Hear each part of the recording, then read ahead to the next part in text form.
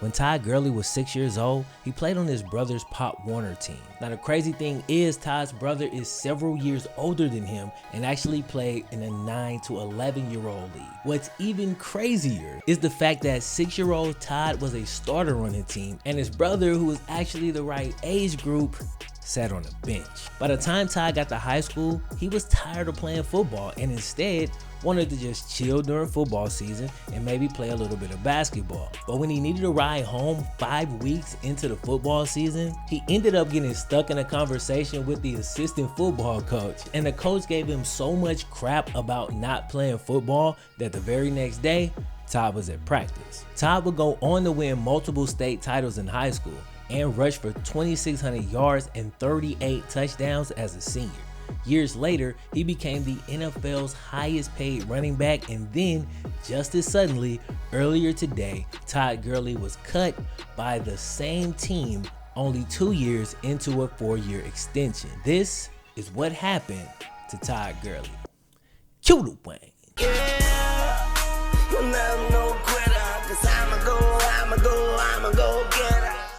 Todd Gurley is a unique star. Smart, quiet, reserved, thoughtful, guarded.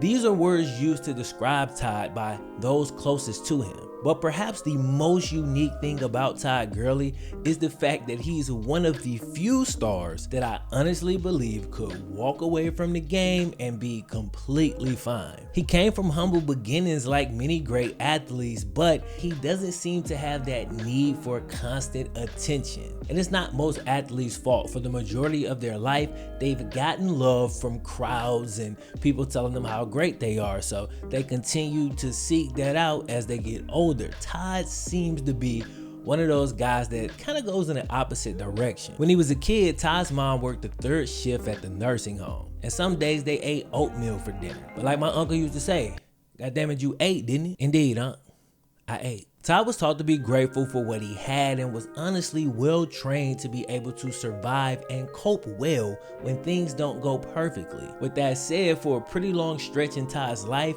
things were going about as perfectly as they could go. In high school, as a track athlete, he placed 3rd in the 2011 World Youth Championship Athletics in the 110 hurdles. So when you see him hurtling over defenders, yeah, that's a natural reaction that was programmed into dude a very long time ago. When it came to the football field, Todd was ranked as a 4-star recruit and he decided to attend Georgia. Todd played 3 years with the Bulldogs, but each year started less games than the year before.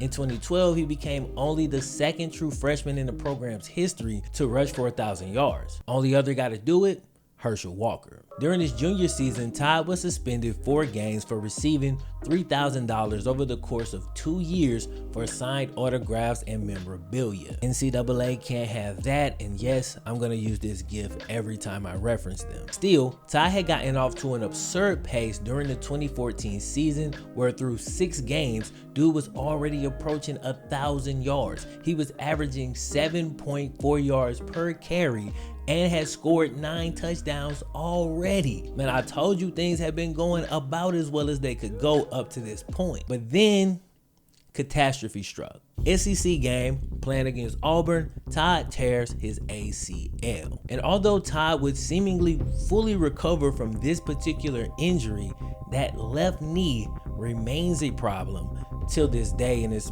really the reason that I'm making this video. The ACL injury effectively ended Todd Gurley's college career, but it wasn't enough at that point to slow him down. In the 2015 draft, Todd was selected in the 1st round, 10th overall by the Rams. Ironically though, Todd's first NFL game kind of mirrors a lot of games later on in his career. Due to the fact that he was coming off that ACL injury in college, he only got a total of 6 carries for a whopping 9 yards in his first NFL game. While I'm sure ultimately cooler heads prevailed, I can guarantee you there were some Rams fans after that very first game thinking that they had made a mistake. But they all calmed down the very next game when Gurley exploded for 147 yards in only his 2nd NFL game, leading the Rams to a victory over the Cardinals. This was the beginning of one of the most prolific starts to a career in NFL history, with a stupid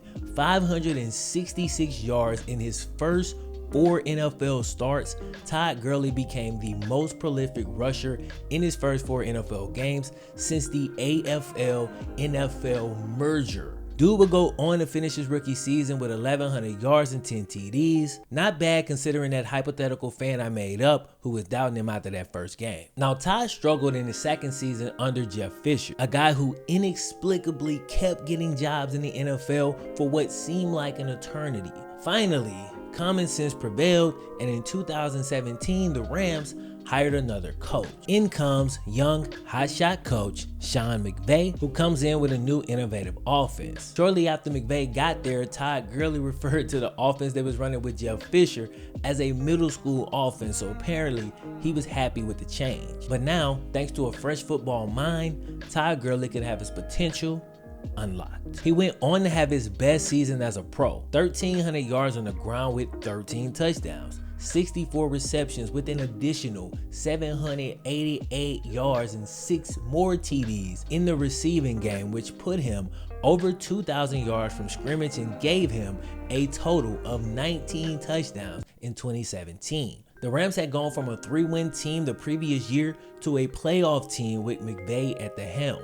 But despite a 100-yard day from Todd, the Rams lost in the wild card round versus Atlanta. Now, the following season would be a weird one. Sure, the year started out with Todd getting $60 million contract extension with $45 million guaranteed, making him the highest paid running back in the league. And while yes, his stats were A1, 1,250 yards, 17 touchdowns. That's nice. That's real nice. His usage down the stretch caused for some major questions and concerns. And it was weird because it was obvious that the Rams were hiding something, and the question was, why? The question still to me is why? Why was they hiding this so bad? It was obvious that Gurley was having problems with his knee, yet still they refused to put him on the injury report. There was nonstop rumors and speculation about a possible stem cell procedure, or a rumor saying that he had arthritis. But Sean McVay and Todd himself kept telling us that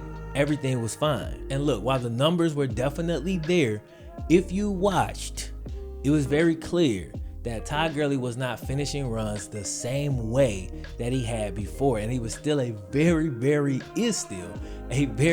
young running back. So that was alarming for me to see, and I'm not gonna lie to y'all, I almost made this video last year because I knew something was wrong, but I couldn't find enough evidence to really make my argument, so I just decided to wait. But like I said, the weirdest thing about this whole situation is not that Todd Gurley clearly had a knee injury or something going on with his knee. It was the fact that the Rams saw fit to hide it. I don't know if they felt it would make them look bad because they just gave him $45 million guaranteed, or if Todd just didn't want it out there. I got about 100 theories that are really just guesses. So instead of going into all of that, I'll just say, look, I really don't know, bro. So some people were ringing the alarm bells, some people were in complete denial, but I think every single person who had a little bit of doubt one way or the other was 100% sure that Todd Gurley was injured. 2018 NFC Championship game. In that game, Todd Gurley only got 4 carries. I repeat, the $45 million guaranteed bell cow running back for the Rams in the game that would decide whether or not they play in the Super Bowl only got 4 carries. And it was crazy because literally 2 days before, Todd McVay sat there with a straight face and said this: he's feeling good, 100%.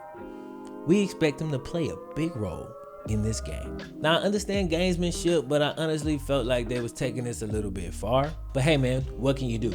4 carries. Fortunately for the Rams, thanks in large part to one of the worst calls in NFL playoff history, they still ended up making it to the Super Bowl. But once they got there, the clearly injured Todd Gurley only got 10 carries, ran for 35 yards, and that game was pretty much a non-factor as the Rams couldn't even score a touchdown. And I just remember watching that game and feeling so damn bad for Todd Gurley. Like, damn, you get to this point, you're young, you're in your prime, they're not disclosing your obvious injury, and here you are sitting on the sideline, completely helpless in a game where you would have made such a huge difference and potentially, possibly got you a Super Bowl. Like, everybody that played football, if you ask them what's the one thing they could do, they'll probably say go to the NFL. But after that, once you in the NFL, you want to win a Super Bowl, bro. After that, finally, things started to make a little bit of sense. Todd would later admit that he'd injured his knee during week 1, and it apparently got worse throughout the course of the season.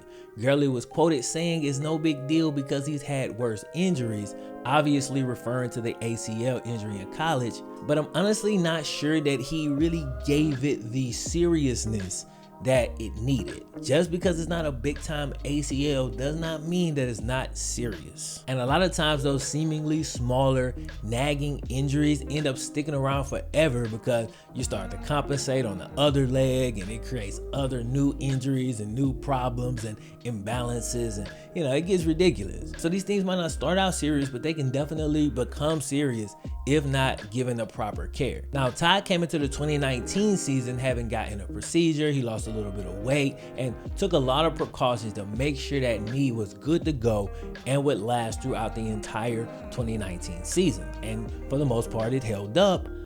But Todd wasn't the same player in 2019. Everybody speculated, probably correctly, that it was a knee. But Todd downplayed the speculation by saying this: "I don't entertain those reports. When you entertain stuff, that's when you start letting things get to you and be emotional. It's the internet. And how serious can you actually take the internet? For some people, it's their job. My job is to play football." Look, fair enough, bro. From a player's perspective, that 100% makes sense.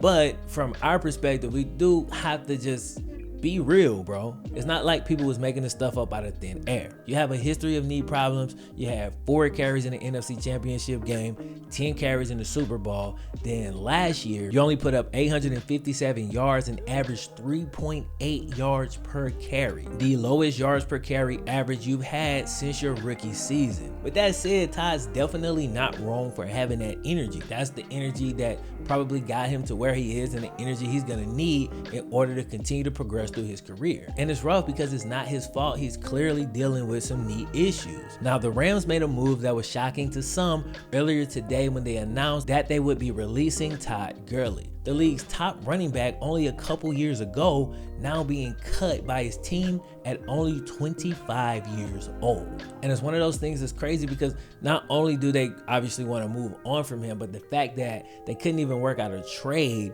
that's probably the craziest part. And it really shows how just the running back value in the league has dropped so significantly. Also, how Todd's stock has dropped from just a couple of years ago when he was getting $45 million guaranteed. Like I said earlier, things went about as well for Todd as they could for a while, but now he's definitely dealing with some tough times in his career. And sure, he's fine financially, but the man is 25 years old and he's kind of at a crossroads in his football career. What is the real extent of his knee problems? We honestly don't know, but I'd like to think that before another team dives into a contract with them, they're going to want a full evaluation on that knee, and the information is probably going to leak out. So I'm thinking we'll find out soon. My question for y'all is this: which team is going to reach out and take a chance on Todd Gurley? Also, what are they going to be willing to invest? That's where this one ends. There will definitely be a part 2 at some point in the future. I hope y'all enjoyed it though. Kind of an impromptu video. My name is FlemLo. Raps. I'll holler at you next time, fellas. I'm no quitter, 'cause I'ma go get